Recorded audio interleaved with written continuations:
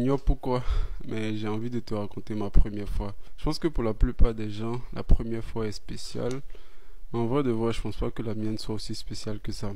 À l'époque, j'étais étudiant, 2018-2019 par là. Il y a, on va dire, il y a cette fille-là à l'école.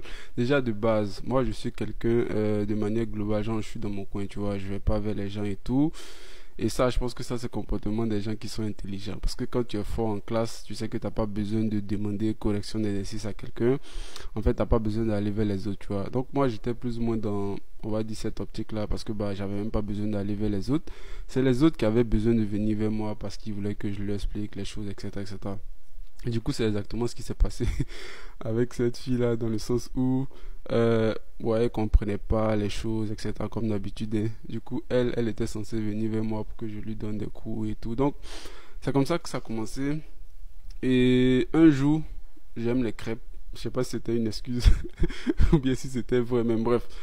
Je lui ai dit que je voulais qu'elle fasse des crêpes pour moi. Et à l'époque, comme j'ai dit, j'étais étudiant. Je vivais dans un studio, je vivais pas genre dans les cités étudiantes, etc., etc. Du coup, on va chez moi, on va dans mon studio.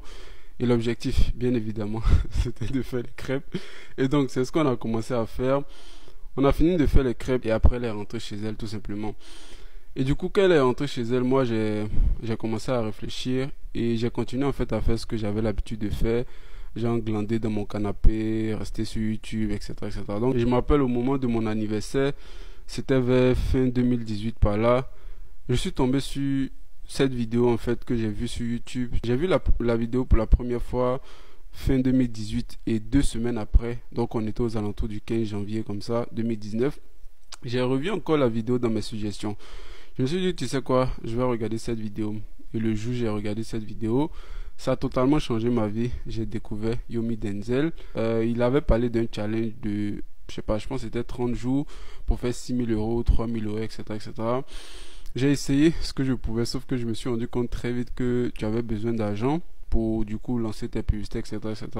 Et même pour créer la boutique et tout. Et lorsque j'ai reçu ma bourse en mai de cette même année-là, je me suis rappelé en fait qu'il y avait ce truc-là, il y avait ce business-là que j'aurais pu tester.